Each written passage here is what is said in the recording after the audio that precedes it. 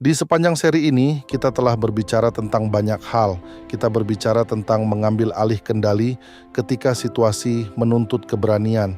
Kita berbicara tentang tekanan yang datang tanpa peringatan, tentang keputusan yang harus diambil dalam waktu terbatas, tentang kegagalan yang tidak selalu terlihat dari luar, dan tentang pemulihan yang sering kali lebih sulit daripada menghadapi krisis itu sendiri. Kita juga berbicara tentang pelepasan, tentang momen ketika seorang pemimpin menyadari bahwa tanggung jawabnya bukan hanya memulai perjalanan, tetapi juga menutupnya dengan bijak. Namun jika semua percakapan ini ditarik menjadi satu garis panjang, sebenarnya semuanya mengarah pada lintasan yang sama. Lintasan itu bukan jalan lurus. Ia tidak selalu mulus, tidak selalu terlihat jelas dari luar, dan seringkali hanya bisa dipahami setelah seseorang berjalan cukup jauh di dalamnya. Lintasan itulah yang kita sebut sebagai The Captain's Path. Di episode terakhir ini, kita tidak lagi melihat setiap pembahasan sebagai potongan episode yang terpisah. Kita melihatnya sebagai satu perjalanan kepemimpinan yang utuh, sebuah perjalanan yang tidak hanya berbicara tentang peran, tetapi tentang perubahan cara berpikir, perubahan cara melihat tanggung jawab, dan perubahan cara memahami diri sendiri. Menjadi kapten bukan sekadar duduk di kursi depan. Ia bukan tentang posisi, bukan tentang simbol otoritas, dan bukan pula tentang siapa yang memegang mikrofon ketika keputusan diumumkan. Menjadi kapten adalah tentang kesadaran akan peran, dari awal perjalanan hingga akhir perjalanan. Di awal lintasan ini, seorang kapten belajar satu hal yang sangat mendasar. Ia tidak boleh menjadi penumpang. Ia tidak boleh hanya mengikuti arus. Ia tidak boleh menyerahkan arah sepenuhnya kepada keadaan atau kepada sistem. Ia harus memahami bahwa kepemimpinan selalu dimulai dari kesadaran untuk memegang kendali. Namun memegang kendali bukan berarti mengandalkan keyakinan pribadi semata. Di fase awal ini, seorang kapten juga belajar membaca instrumen.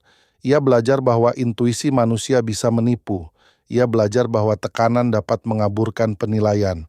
Ia belajar bahwa keputusan yang baik sering lahir dari keseimbangan antara insting dan data. Di fase ini pula ia belajar menahan ego. Ketika tekanan meningkat dan situasi menjadi kompleks, godaan untuk menjadi pahlawan sering muncul. Namun penerbangan tidak pernah dibangun di atas heroisme individu. Ia dibangun di atas sistem, disiplin, dan kemampuan untuk tetap jernih ketika situasi terasa kacau.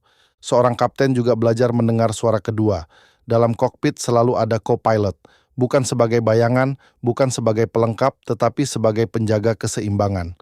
Kehadiran suara kedua mengingatkan bahwa keyakinan yang terlalu kuat seringkali membutuhkan koreksi. Semua pembelajaran ini membentuk fondasi perjalanan. Kemudian perjalanan memasuki fase berikutnya, fase di mana teori bertemu kenyataan. Di tengah perjalanan, kapten tidak lagi hanya belajar, ia diuji. Ia diuji oleh badai yang tidak selalu dapat diprediksi. Ia diuji oleh kelelahan yang perlahan mengikis kejernihan berpikir. Ia diuji oleh kegagalan yang kadang datang tanpa tanda-tanda dramatis. Tidak selalu ada ledakan besar atau peringatan keras. Seringkali kegagalan muncul dalam bentuk penurunan kecil yang nyaris tak terasa. Di fase ini, kapten juga diuji oleh godaan yang lebih halus.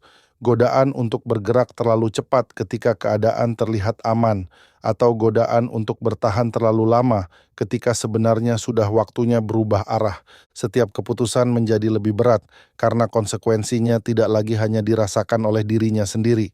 Di dalam setiap keputusan ada sistem yang terlibat, ada tim yang bergantung, ada perjalanan yang harus dijaga. Namun lintasan seorang kapten tidak berhenti di tengah perjalanan. Ada fase lain yang sering lebih sunyi, tetapi tidak kalah menantang, fase akhir perjalanan. Di fase ini, ujian tidak lagi datang dalam bentuk krisis besar, tidak ada alarm yang berbunyi keras, tidak ada badai dramatis yang memaksa respons cepat.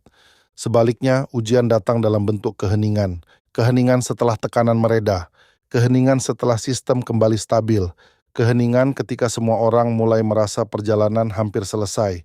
Di fase inilah seorang kapten diuji dengan cara yang berbeda. Ia diuji oleh kemampuannya untuk merapikan, untuk menutup perjalanan dengan tanggung jawab, untuk memastikan bahwa sistem tidak hanya selamat dari perjalanan, tetapi juga siap untuk perjalanan berikutnya.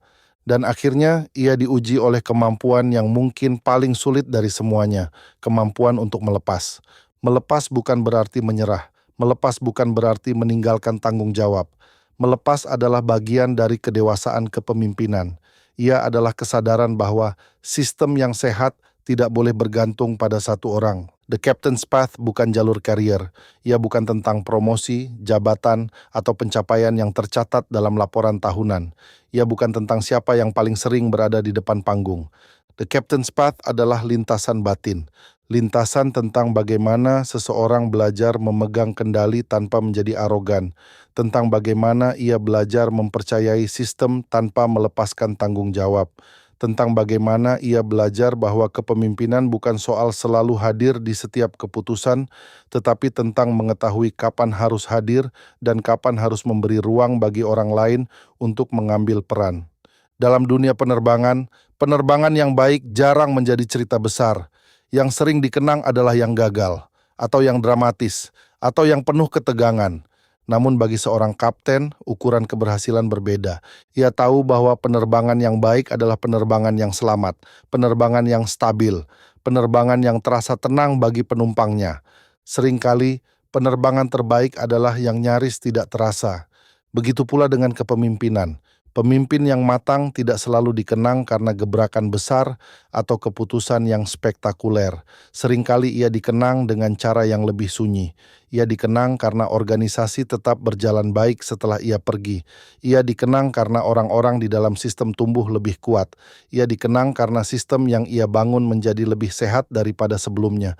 The Captain's Path mengajarkan bahwa kepemimpinan bukan tentang menjadi pusat cerita. Kepemimpinan adalah tentang memastikan cerita dapat terus berjalan bahkan tanpa kita. Dan mungkin disitulah bentuk keberhasilan yang paling sunyi dan sekaligus paling dewasa. Di titik ini, perjalanan yang kita jalani bersama melalui seri ini sampai pada sebuah jeda. Bukan karena tidak ada lagi yang bisa dibahas, dunia kepemimpinan selalu berkembang. Tantangan baru akan selalu muncul, situasi baru akan selalu menuntut cara berpikir baru. Namun semua fondasi penting telah kita bicarakan, tentang kendali, tentang tekanan, tentang keputusan, tentang kesalahan, tentang pemulihan, tentang pelepasan. Semua itu adalah bagian dari lintasan yang sama. Terima kasih sudah menemani seluruh perjalanan ini dari awal hingga akhir. Semoga The Captain's Path tidak hanya menjadi kumpulan narasi tentang kepemimpinan, tetapi menjadi ruang refleksi tentang bagaimana kita memimpin, bagaimana kita mengambil keputusan, dan bagaimana kita menutup satu fase perjalanan dengan tanggung jawab. Dari titik inilah perjalanan ini benar-benar berhenti sejenak.